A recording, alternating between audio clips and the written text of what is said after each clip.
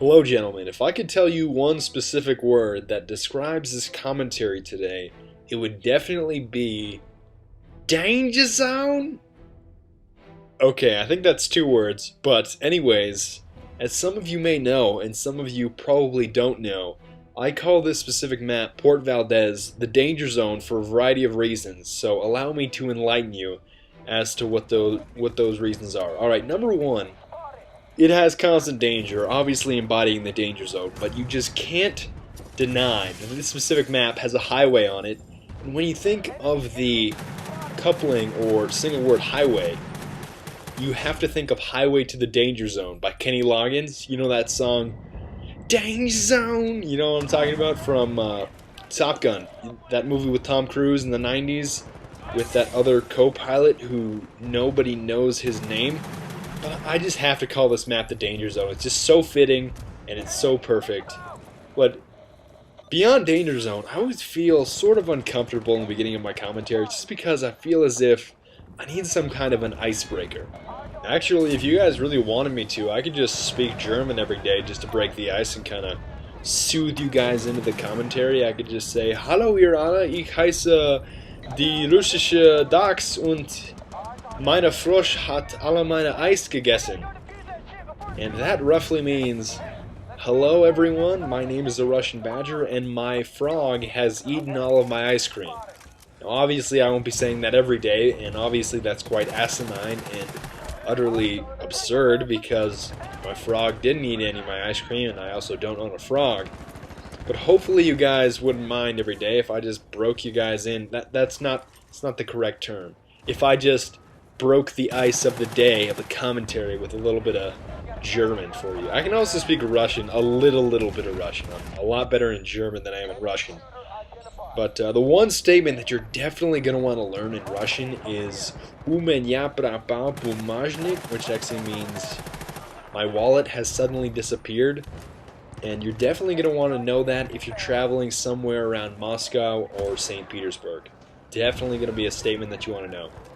And or in German and Russian, of course, you're going to want to know "call the police," and in German it's "rufen Sie die Polizei," or Russian is weird. It's "Вызовите милицию." It's not pretty in Russian. Russian's not pretty ever. And since we are in the danger zone, I thought I would just take this little opportunity to take a break from the gameplay. I know I always describe my gameplay, but I just wanted to give you guys a little bit of an idea as to why I named myself the Russian Badger. And I know a lot of you guys are puzzled by it. A lot of you are curious, and I might as well just tell you now. Okay, first of all, when I was sitting there on PSN and I was waiting to make my gamer tag, I was like, this process of making a gamer tag is so incredibly tough and so incredibly difficult. I would just describe it as tough. I would leave it at that. And then I thought, okay, what is the toughest thing that I can think of? Okay, it's like, okay, an animal, and if it's Russian, it's instantly tougher, right? It was either Russian or Canadian. But I just picked a Russian, and then I thought, what kind of animal would describe something that's very, very tough? And actually, my dog was sitting beside me. And I have a dog that is a miniature dachshund. And a miniature dachshund is essentially a miniature wiener dog. So picture a regular wiener dog times 2 smaller. It's extremely little.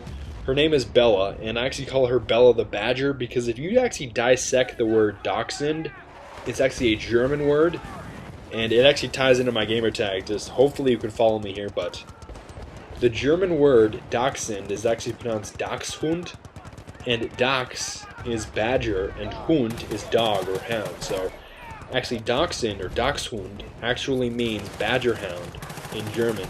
So I thought, why not name myself after the little dog that's sitting beside me, being my loyal companion? And so that is how the Russian Badger was born, because my dog's name is Badger Hound, or that's her actual breed, so why not call myself the Russian Badger? Just because the whole process of naming yourself, it's just tough. So I thought, what's the toughest thing that I can think of? Why not go with the Russian Badger? The stars aligned, and it worked quite well. Hopefully, you guys aren't by any means angered or somewhat angry at me for explaining something that's not the gameplay, but without further ado, we're already 4 minutes into the commentary. I will start describing the gameplay now. Thank you for tolerating my small little tangent of explaining myself and my little language dilemma. It's not even a dilemma, but you guys know what I mean, okay? I'm done breaking the ice 4/10 the way through the video. Okay, so here you can obviously see that the objective has been armed and it's about to explode, and I just did not decide to go in because obviously if I go straight in, I'm just going to get blasted by that tank, obviously. So I thought, why not just sit out and wait for anybody that comes out of the tank, because it was fairly imminent that we were going to lose that objective. So that worked okay for me, but something that I learned about the M4, not the M14, excuse me, I misspoke. The M4 is that you don't really want to spray with it like an LMG. Just because when it's an assault rifle like this and you got multiple enemies, you want to take one out, go to the next one, go to the next one. You don't really want to, you know, kind of spray back and forth like a wave type pattern. Hopefully you know what I mean. Instead of going waving back and forth with your rifle, you take one, you take the next, you take the next. And that worked okay for me in this situation, but obviously I got outgunned by a submachine gun. And I actually picked up a medic kit after a medic died. Hopefully you guys know what I'm talking about. Whenever a medic dies, you can pick up his kit and then revive him, and he gets, although you do switch kits imminently, it's good to keep your teammates alive.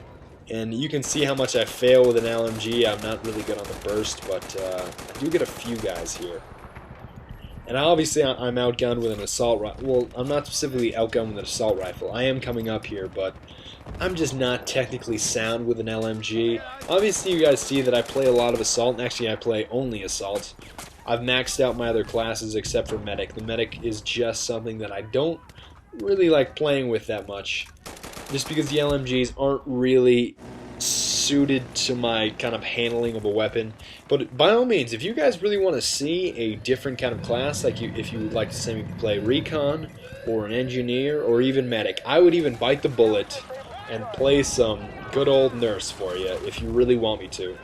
But I'm really open to your suggestions, and please let me know if you'd like me to use a specific weapon or a certain class. And obviously you guys can see right now that I'm using the M4. I've been using the M4 for the past couple videos. Watch me go up and get this trickster up here. Good hip fire, you gotta admit. But that's kind of the way that I move through the assault rifles. I already have the Abacon Platinum Star and the XM8 Platinum Star, and guys, believe me, I'm by no means bragging. And feel free to leave a hate comment if you think that I'm bragging, because I'm really not intending to. But I have a Platinum Star with the XM8 and the Abacon, and that's kind of how I like to move through my assault rifles. I like to use one for an extended period of time until I get a Platinum Star. I really like to get used to one specific rifle, get really technically sound with it, and then move on to the next one. And that's basically how I'm moving through the assault rifles. And I know it's going to be a little bit tough when I move on to the F2000, if I ever do, but hopefully that won't be too much of a burden on my gameplay. And I think I've told you once before how much I love the M4. It's not exactly the Abacon. Obviously, I'm not going to go on a rant about the Abacon. You guys know that I used the Abacon for the longest time. I have no room to speak, but it is, I realize in hindsight, oh, look at these bush monsters. You can't see me, I'm a bush. I'm a bush monster. Don't look at me, I'm a bush.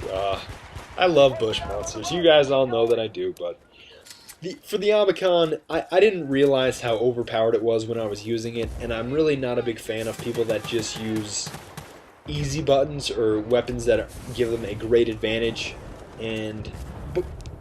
But by all means, I am quite proud of DICE that they don't have too many really hot button guns that are just severely overpowered where it's game breaking.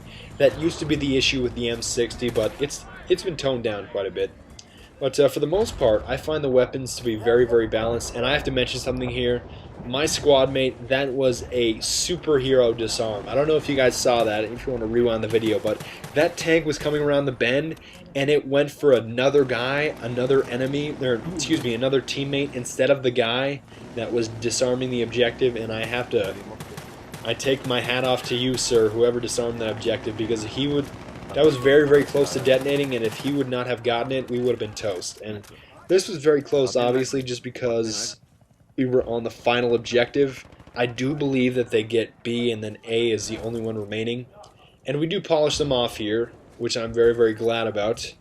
And I was really happy with our team just because a lot of them, actually what happened was, I believe a lot of our team was quitting for some reason around the second to last objective, and I do get the last kill happily, but the guys that stuck together and forked it out, they really did quite a good job, and I'm very, very proud of the men that I played with in my squad and in my team. But the KDR is 39-11 if you really want to know, which is unimportant, but I want to thank you guys for watching, and I will catch you guys next time.